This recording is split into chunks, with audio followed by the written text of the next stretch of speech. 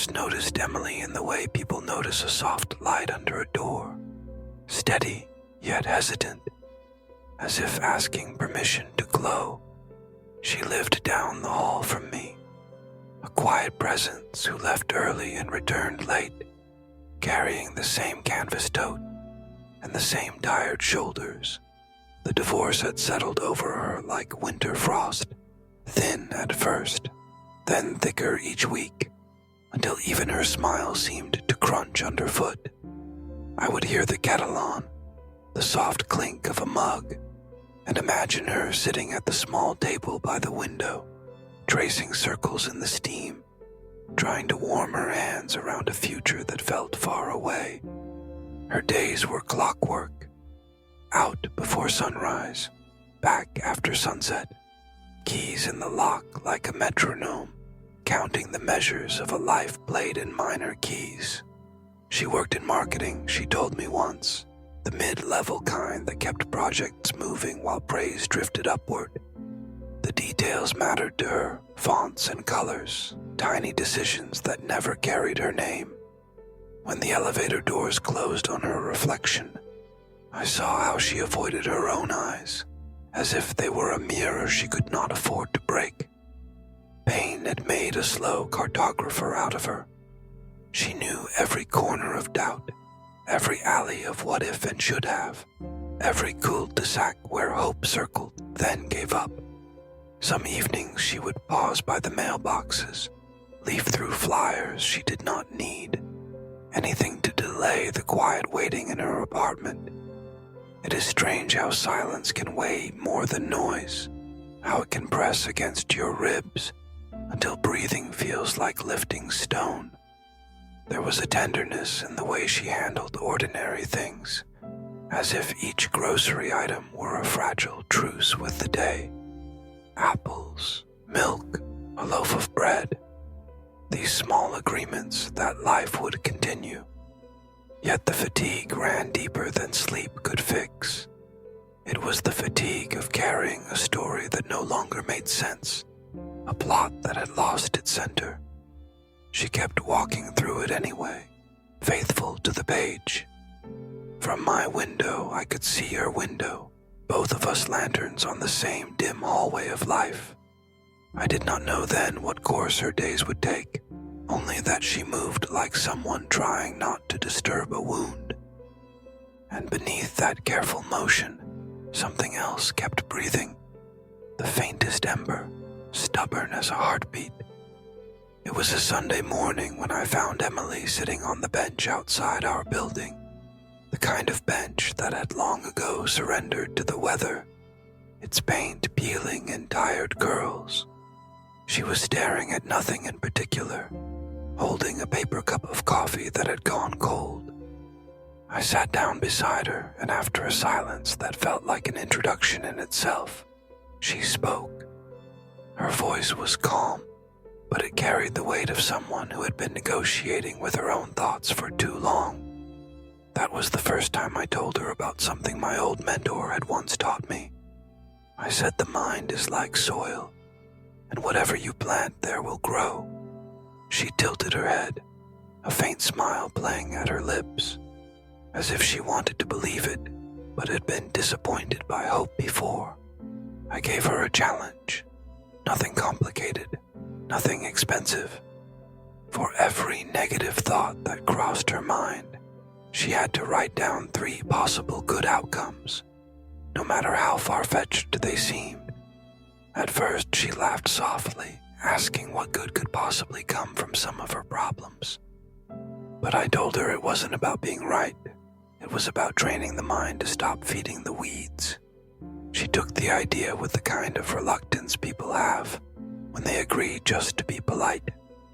But later that week, I noticed a small spiral notebook in her hand as she left for work. She began filling it in during her lunch breaks, on the bus, even in the lobby, waiting for the elevator. The first pages were awkward, short sentences that looked more like obligations than insights. One day she told me about a moment at work. Her boss had dismissed an idea she suggested in a meeting. The old Emily, she said, would have replayed that scene all night, thinking of every flaw in herself.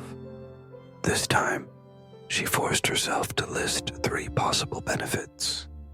Maybe it meant she could refine the idea. Maybe it showed her where she needed more preparation. And maybe, she added with a wry smile, it just proved she was brave enough to speak up at all.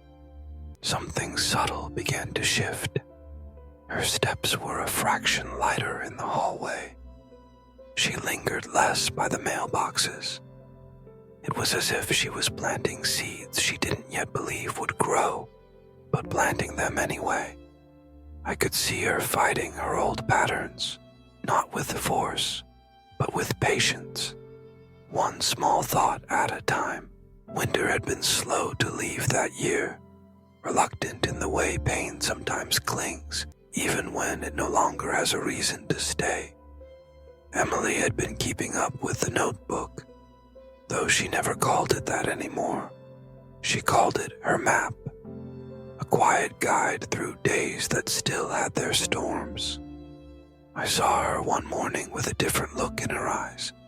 Not exactly confidence, but something that moved in that direction, like a bird testing the air before flight. Her company was preparing for a major pitch to a potential client, one that could decide the tone of the year ahead. Emily had been quietly working on an idea for weeks, refining it in the corners of her mind, but part of her still carried that old hesitation. The meeting was tomorrow, she told me, and she wasn't sure she'd have the courage to present it. That night, she sat by her window, writing in the map. 3 good things that could come from speaking up. 1, the idea could be accepted. 2, even if it wasn't, she would prove to herself that her voice had a place at the table. 3, she would not go home wondering what might have been. The next day, she stood in that glass-walled conference room. The city spread behind her like a silent witness. She spoke. Her words didn't rush. They flowed. When she finished, there was a pause, the kind of pause that can crush you or lift you. Then came nods, questions, and finally, approval. The project was hers to lead. That evening, she knocked on my door, holding a small plant in a terracotta pot. "It's for you," she said, "because you taught me how to plant something in here," tapping her temple, "before I could grow it out here." She didn't know it, but that was the moment I saw the winter finally loosen its grip on her. A year later, she told me her life wasn't perfect. She still had bad days, still caught herself in old doubts. But now she knew the difference between letting them grow and letting them pass. She said it had all started with one choice, a single moment, when she decided that her thoughts could be allies instead of enemies. And I understood then that sometimes change isn't loud or sudden.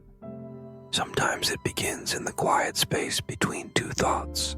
In the moment you decide to believe in a better ending, there's a quiet power in the way we choose to think. Life will always bring storms, but our minds decide whether we stand shivering in the rain or search for the first break of light. Positive thinking is not pretending pain doesn't exist.